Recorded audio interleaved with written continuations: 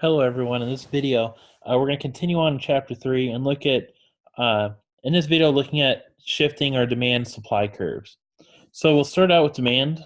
And the first thing we'll see is look at what's going to cause our demand to shift. And first thing we'll look at is what exactly is a shift in demand. And this is going to be when something in the economy happens that causes us to demand more or less of a good at every price.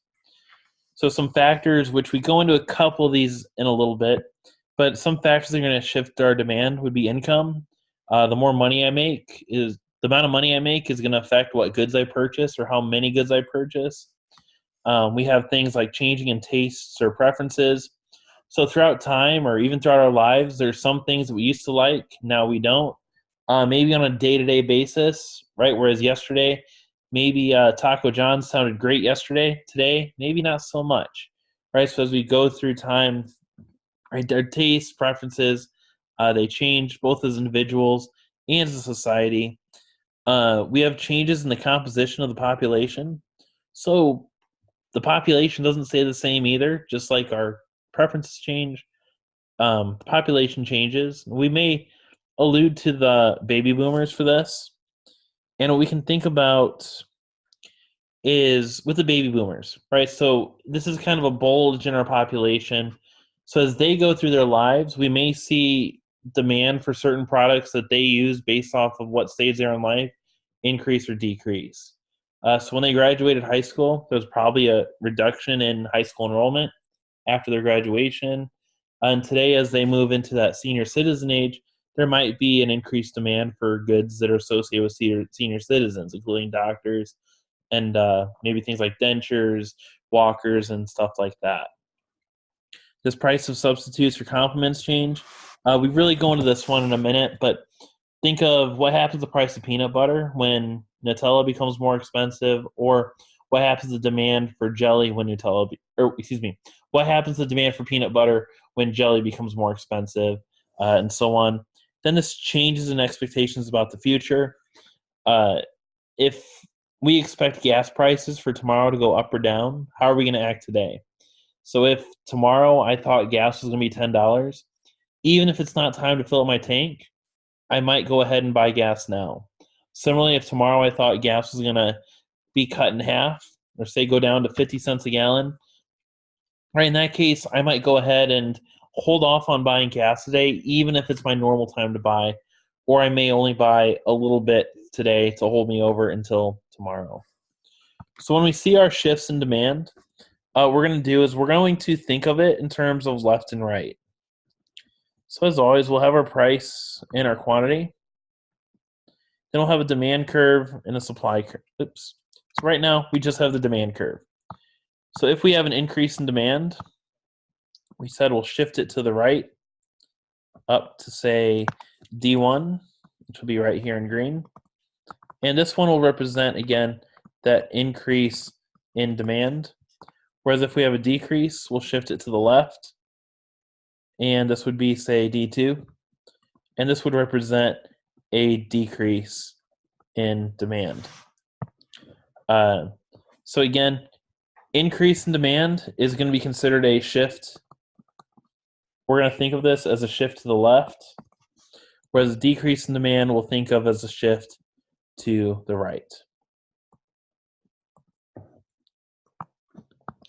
So left and right.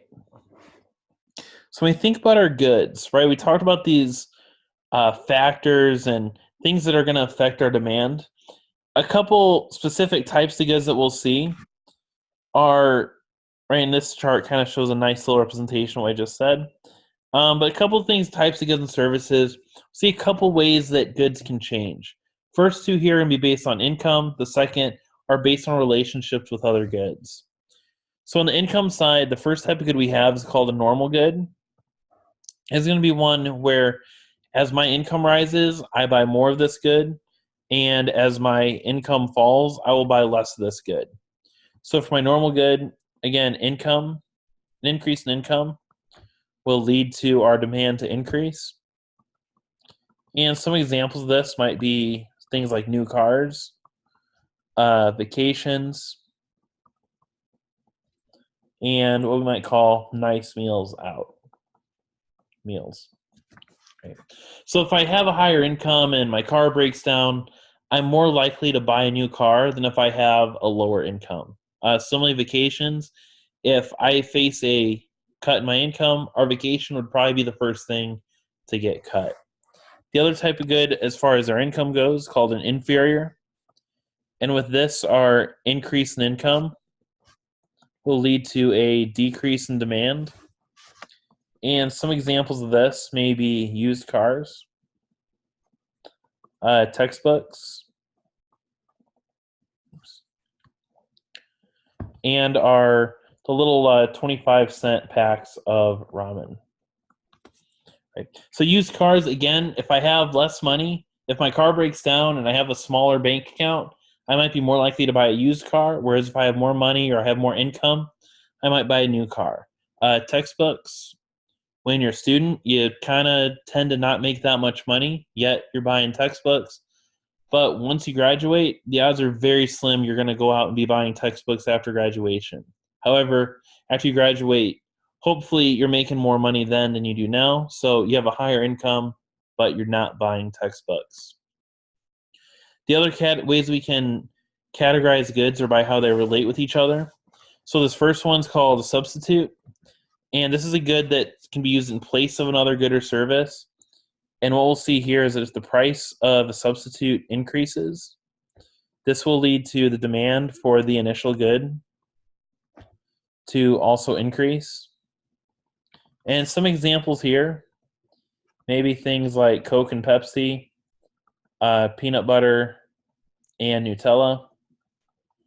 Anything you can use in place of another good is going to be considered a substitute. Then the last type of good we have is a complement. And these are goods that can be used together. So some examples of complements. So some examples here will be things like coffee and sugar, peanut butter and jelly, right? And other goods that you may buy together. And what we'll see happen here is if the price of a complement increases, we'll expect the demand for the initial good to actually fall.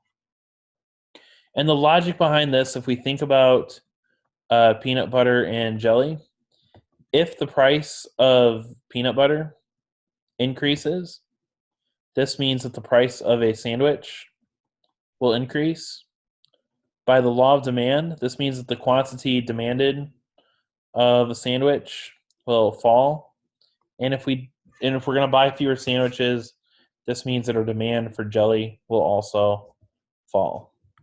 So an increase in the price of peanut butter leads to a decrease in the demand for jelly. So on the other side, we have our supply. And supply, again, it's going to be very similar to the demand side, just a little bit different. We'll be able to go through a little bit quicker than we did demand. But on this one, we have we have the shift in supply. This is when something other than price causes a different quantity supplied at every price. And this one, we kind of talked about factors before, but these are things that labor, machinery, materials, we take these inputs, put them into a firm, and then out comes outputs or our goods and services. So when we think about these factors that are going to affect supply, we'll have natural conditions. These might be things like disasters or environmental changes.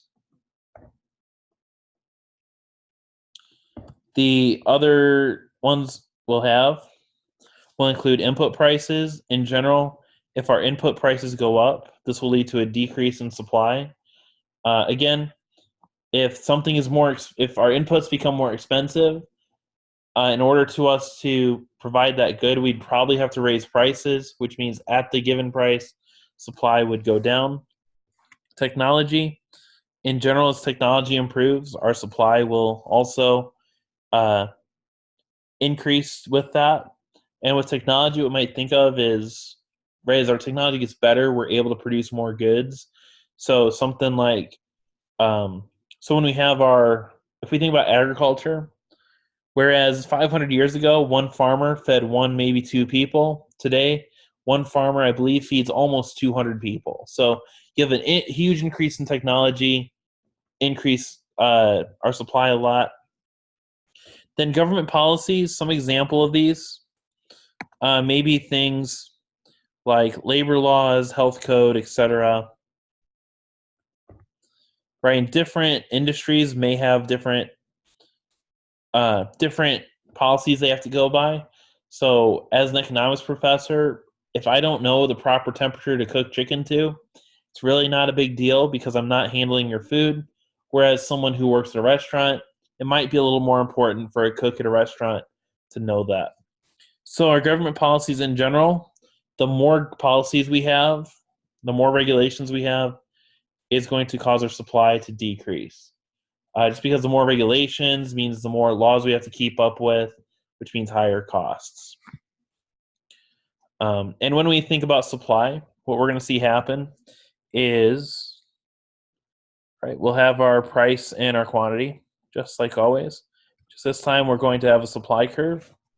So when we have an increase in supply, we'll shift it to the right, up to say S1, and this would be considered an increase in supply. Whereas a decrease, we'll shift supply to the left, just like with demand, to say S2. And this would again be called a decrease in supply. So that's our talk on demand supply. In the next video, we'll put them together and see what happens to our equilibrium when supply and demand changes. Have a good day.